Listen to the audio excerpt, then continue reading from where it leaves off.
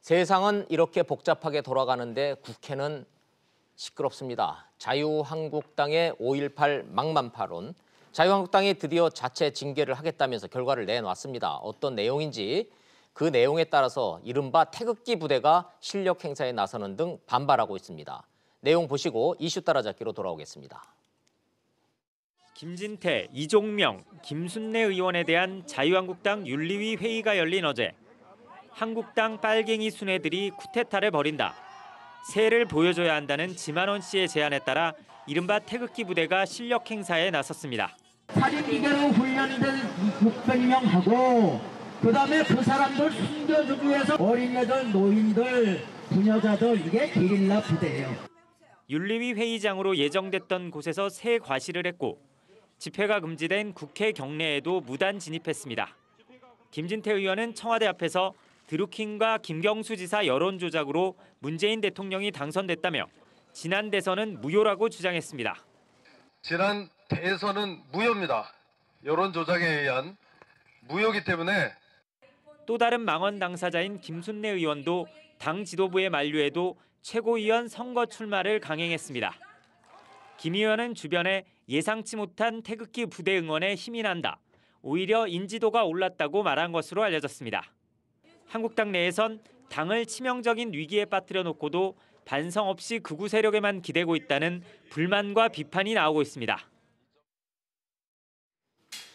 중요한 이슈만 콕 집어서 살펴보는 이슈 따라잡기 돌아왔습니다. 김수민 평론가님 나오셨습니다. 어서 오십시오. 네, 안녕하세요. 반갑습니다. 네, 제가 어제 국회에 나가 있었습니다. 오후에 국회 갔다가 엄청 고생했습니다. 차도 막히고 옆에 플랜카드는 걸리고 광주에서 올라오신 분들 시위하시고. 예. 그런데 시청자 여러분들이 혼선을 빚으실 것 같은데 태극기 부대 집회하고 이 5.18 그 항의 집회하고가 시간대가 달랐어요. 네. 만약에 그거 같았잖아요. 동시에 벌어졌으면 큰 싸움 나고 큰 충돌 벌어질 거라는 생각이 어제 들더군요. 현장에서 봤더니. 네, 그렇습니다. 근데 저 뭐 태극기 집회에서는 김진태 건들면은 뭐 어쩐다고 막 험한 얘기도 많이 한다고요. 네, 원래는 국회 근처의 기계회관에서 자유한국당 윤리위원회가 어제 개최가 될 예정이었는데 김진태 의원 지지자들이 굉장히 많이 몰려오면서 비공개로 비밀리에 회의가 윤리위 자체도 공개적으로 못할 정도로. 네. 그리고 그 윤리위에서 결정을 내리지 못하고 오늘 오전에 다시 윤리위를 열어서 결정을 내렸습니다. 어떻게 됐습니까? 결론부터 진짜 궁금하네. 문재 의원, 이종명, 김진태, 김순례 세 명 의원 중에서 전당대회 출마 예정인 김진태 의원과 김순례 의원에 대해서는 징계를 유예하는 그런 결정을 내렸고요. 이게 자유한국당 당규에 그런 내용이 있다고 해요. 이게 좀 정치적 탄압 이런 우려들을 의식한 그런 당규라고 볼 수 있겠는데 그래서 그 두 명에 대해서는 유예를 하고 이종명 의원만 제명하는 것으로 결정을 내렸습니다. 잠깐만요. 정리 좀 해보죠. 여쭤보겠습니다. 시청자 여러분들이 이게 뭐지 소리가 하실 것 같아서. 아니 징계를 유예하는 게 징계의 결과라고요? 일단은 현재 윤리위원회. 그럼 징계 안 하겠다는 얘기잖아요. 그렇죠. 당분간은 하지 않겠다. 당분간 하지 않겠다가 결론이었다. 윤리위에. 알겠습니다. 예, 시청자 여러분들이 어떻게 받아들이실까, 국민들이 어떻게 받아들이실까는 별개로 결과만 말씀드리면 핵심은 징계 안 하게 하고 전당대회 뒤로 넘긴다 그 얘기네요. 그렇죠. 출마자 2명에 대해서는 뒤로 넘긴다. 나머지 1명만 제명 조치한다. 오늘의 결정 내용입니다. 김수민 평론가께서 자유한국당 징계위 윤리위 열려도 징계 쉽지 않을 거다라고 말씀하셨는데 딱 그 얘기처럼 됐군요. 그래도 1명은 제명이 됐습니다. 1명은 징계한다? 중요한 거는 전당대회 출마한 김진태 의원에 대해서 어떻게 할까 그거였는데 김진태 의원이 어제 청와대 1인 시위 갔다며요? 뜬금없이. 그렇습니다. 지난 대선 이유가 있었네요. 믿는 데가 있었네.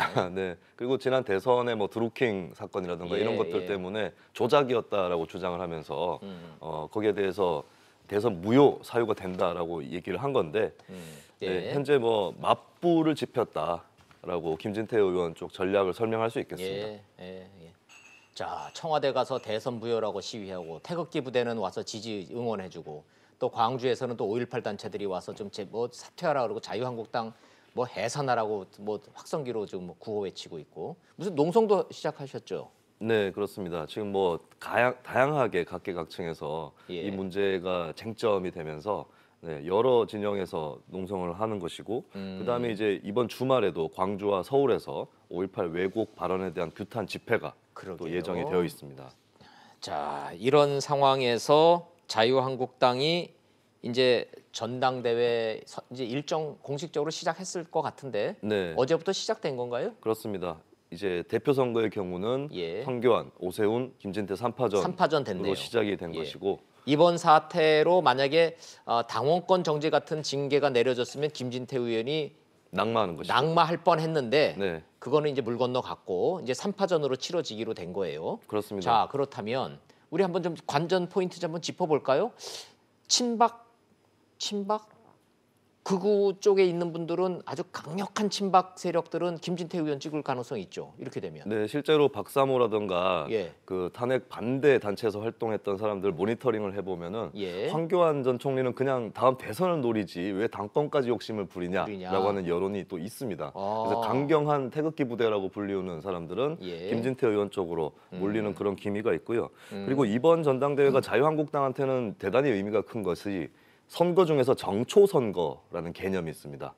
그게 뭐죠? 향후에 있을 판도를 결정하는 아하. 그 정초 선거란 개념이 있는데 예. 사실 2017년 대통령 선거라든지 예. 당 대표 선거에서는 홍준표 후보가 합의 추대되는 듯한 모양새로 그렇죠. 선거가 치러졌거든요. 예, 그때는 1인 지배체제가 된 그렇죠. 거예요. 계파들 간의 어떤 합의가 합의가 있었다고 볼 수 있는데 의외로 조용히 끝났어요. 그렇습니다. 합의가 있었으니까. 네. 자, 그럼 이번에는 그야말로 범친박 예. 그리고 범친박 중에서도 더 강경한 친박 예. 얼마 정도의 지분을 갖고 있는지 김진태 의원의 득표 비율로 드러날 것이고 이른바 골박. 그렇게 표현할 수 있겠죠. 뼛속까지 친박. 그걸 네. 이제 골박이라 치고. 그렇습니다. 그다음에 비박은 알겠고. 네, 자, 비박은 오세훈 후보의 득표를 통해서 예. 비박의 지분이 어느 정도 되는지 또 드러나게 되겠죠. 하나 더 있지 않나요? 이른바 배박이라고. 배신의 배신의 이 박근혜 세력. 네, 그 배박은 뭐 배박. 한쪽에서 보기에는 배박인데 배박이고. 다른 쪽에서 보기에는 그래도 범친박이. 범친박이고. 네, 그런 표는 또 황교안 후보의 득표로 예. 드러나게 되겠죠. 자, 정리를 좀 해보면 자, 박근혜 전 대통령을 강력하게 지지하는 골수 친박들은 의외로 김진태 후보한테 갈 가능성이 크고 네. 자, 범친박은 그래도 황교안한테 간다? 이렇게 얘기가 나오고 있습니까? 조금 온건한 친박이라고 해야 온건한 될까요? 친박. 그리고 이제 온박은 황교안한테 간다. 비박은 오세훈을 밀 거다. 자, 이래 되면은 3파전으로 표가 나뉘기 때문에 네. 이거 어떻게 될지 모르겠다는 얘기 많이 나올 것 같은데요. 예, 근데 자유한국당의 책임 당원들 분포를 보면은 예. 대구 경북이라든지 영남 지역에 좀 많이 쏠려 있고 예. 그리고 아무래도 이 지역 당원들이 친박 성향이 강하지 않겠느냐라는 관측이 있기 때문에 어떻게 보면 친박 대 비박의 구도로 보면은 운동장이 기울어져 있다라고 그러네요. 볼 수가 있겠죠. 그거는 시청자 여러분들 설명을 좀 해드려야 되겠다. 자유한국당의 이른바 진성 당원들 표를 보면은 저희가 보통 언론에서 33만 명이라고 얘기를 해요. 네, 그렇습니다. 33만 명 중에 이른바 영남권 TK, PK 합치면은 15만 조금 안 되잖아요. 네, 네. 그러면은 거의 정도. 반이라고 치고. 그렇죠. 그러면 자유한국당 전당대회 이른바 당심은 영남 표심이 절반이란 얘기네. 그렇습니다. 수도권이 아니고. 네. 그렇죠. 그래서 뭐 특별하게 합동 연설회 같은 예. 경우도 영남 지역을 많이 안배하고 있는 그런 모습을 보여주고 결국은 있고요. 영남에서가 승부처가 된다는 얘기군요. 그렇습니다. 이 당심만 놓고 보면. 네. 그런 가운데서 아무래도 좀 친박 쪽이 유리하지 않겠느냐라고 보는 건데 어쨌든 또 범친박에서는 예. 두 명의 후보가 나온 모양새가 됐기 때문에 그러네요. 표가 갈리겠네요. 네, 그래서 예. 어느 정도로 이게 분산될지 이게 관건이고 뭐 일각에서는 김진태 후보가 혹시 예. 2위를 하는 것은 아니냐. 비박인 정도로? 오세훈 후보를 제치고 2위를 하는 것이 아니냐라는 관측까지도 나올 제기가 정도로. 되고 있는데 그래도 어쨌든 뭐 이명박 정부를 또 거치면서 예. 비박도 은근히 수도권이라든가 이쪽에 포진을 해 있다. 당원들이 만만치 않다라는 그런 반론도 존재를 하고 있습니다. 뭐가 변수가 될까요? 제일 큰 변수는 역시 TV 토론일까요? 이렇게 되면 TV 토론도 변수가 될 수 있는데 네. 사실 자유한국당 지지층 성향을 봤을 때는 말을 능수능란하게 잘하는 것을 꼭 좋아하진 않는 한국 그래요? 보수 유권자의 또 특성이 있기 때문에 보수 유권자들은 말을 너무 매끈하게 잘하는 후보를 선호하지 않을 수도 있다. 네. 아, 재밌는 평론이십니다. 그리고 TV 토론에서는 어떻게 보면 득점보다는 예. 실점 없이 무난하게 마무리하는 무난하게. 것이 특히 황교안 후보 입장에서는 중요하게 보이고요. 예. 네, 아마 오세훈 후보라든지 예. 또 김진태 후보라든지 이 후발주자들은 TV 토론에 굉장히 사활을 걸 것으로 또 그러네요. 예측이 됩니다. 우리가 한번 그 TV 토론을 시나리오를 한번 써보면 먼저 김진태 후보부터 생각을 해보면 김진태 후보는 느낌상 홍준표 시즌 2 이렇게 이미지가 좀 돼 있어요. 말을 뭐 시원하게는 할 것 같기는 네. 한데 TV 토론에서도 그렇습니다. 그렇죠. 그래서 강공을 펼 것으로 그렇게 예상이 보이고 되고. 또 지지 기반이 너무 명확하기 때문에 명확하니까. 여러 가지 눈치를 보지 않고 예. 오세훈, 좌고 우면 안 하겠죠. 황교안 양 후보에게 굉장히 거세게 들이대지 않을까. 들이대고 그냥 네. 뭐 거칠게 밀어붙이겠죠. 그렇습니다. 때로는 막말 시비도 자초할 거고 그죠? 네. 예. 황교안 전 총리는 뭐 성품도 그렇고 지금까지의 이 그 커리어로만 놓고 봐도 점잖게 탁구로 치면 수비형 탁구로 수비형 커트하듯이 탁구로 네. 탁구 치면서 그냥 받아치고 실수 안 하는 전략으로 갈 것이고 그렇게 갈 것입니다. 오세훈 후보야 뭐 워낙 TV 토론의 달인이니까 네. 매끈하게 잘할 것 같기는 한데 그렇기는 한데 그게 꼭 득표율은 아니라는 말씀이시네요. 그렇죠. 이때까지도 보면은 지난 대선 때 네.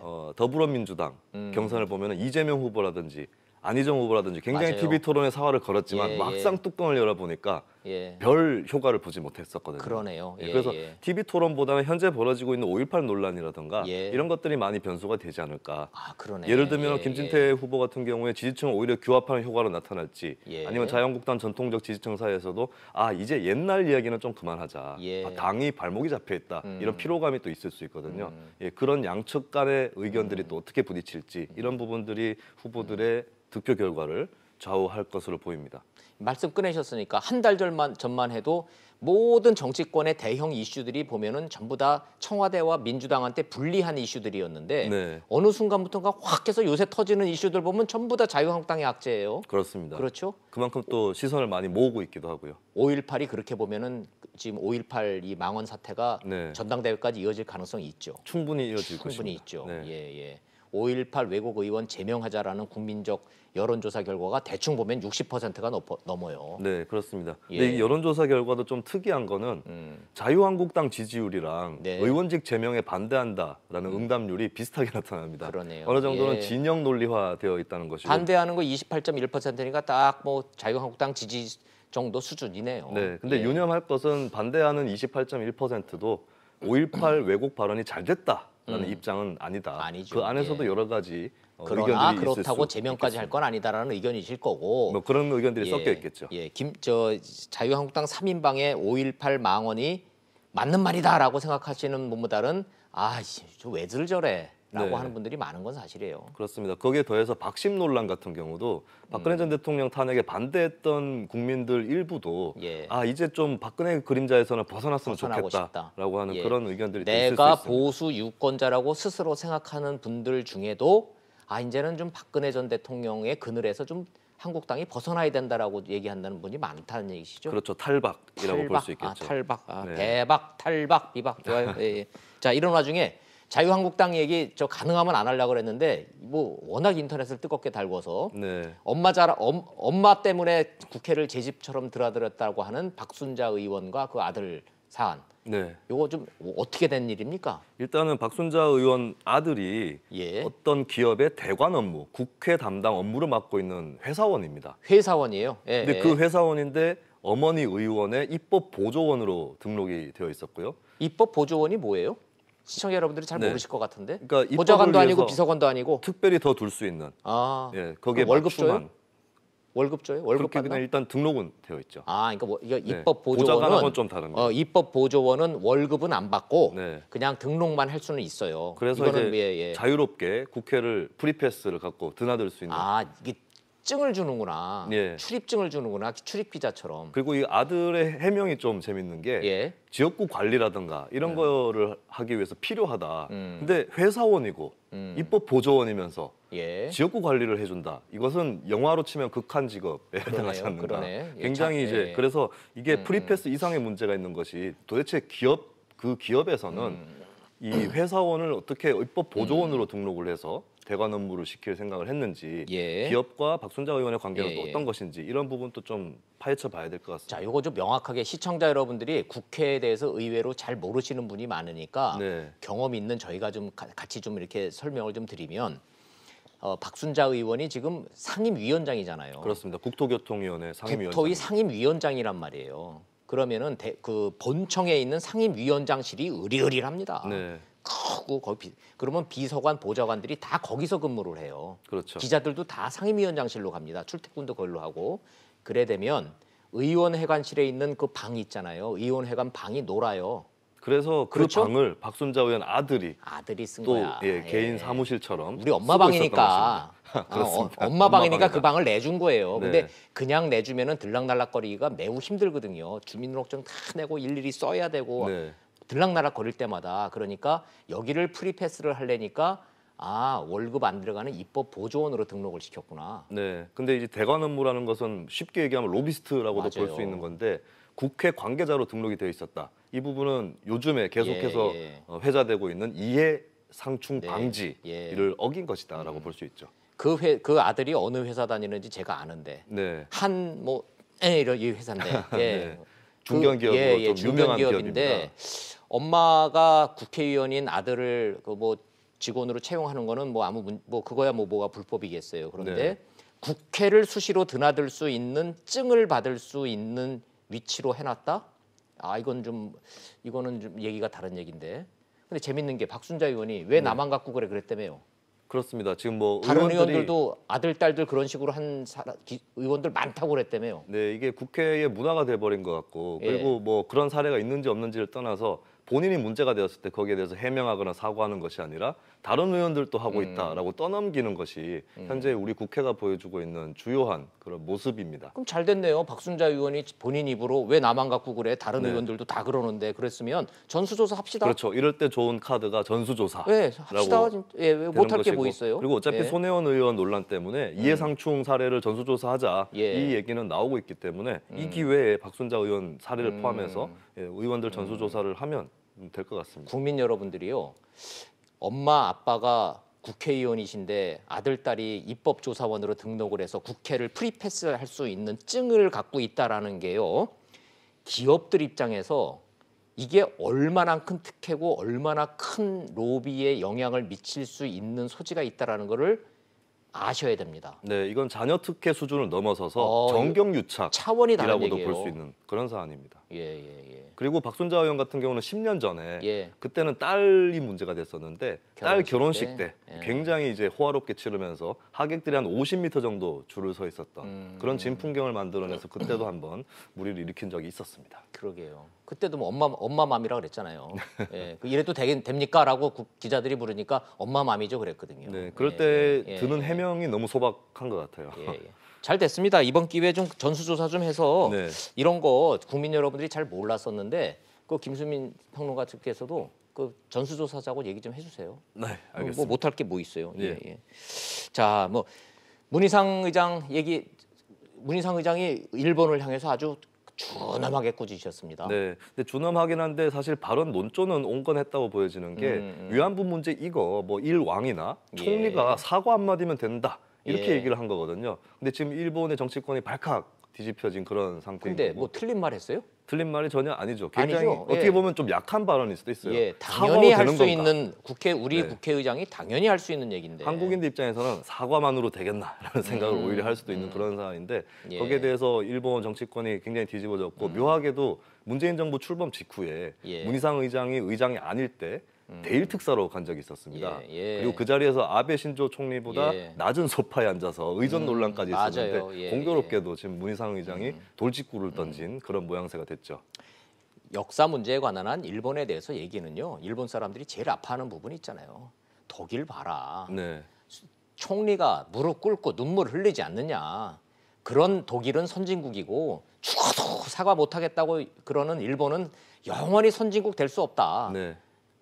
아니 즉 문희상 의장이 그 얘기를 해주셨어야 되는데. 그렇죠. 네. 그리고 문희상 의장은 사실 대일 관계만 놓고 이런 행보를 하는 것이 아니라 그럼요. 국제적인 행보를 하는 가운데서 그렇죠. 위안부 문제를 예, 꺼낸 예, 것이고 맞습니다. 특히 요즘에 젠더 문제가 굉장히 부상을 하고 있기 때문에 전 세계적으로도 위안부 문제가 주목을 받고 있거든요. 이 문제 자칫하면 일본 정부도 스스로 잘 생각해야 될 예, 것이 예, 예. 재팬 패싱이 되는 수가 있다. 국제사회에서 좋습니다. 굉장히 뒤떨어진 그런 나라로 취급받을 수 있다는 걸 일본 정부가 알아야 될 것입니다. 예.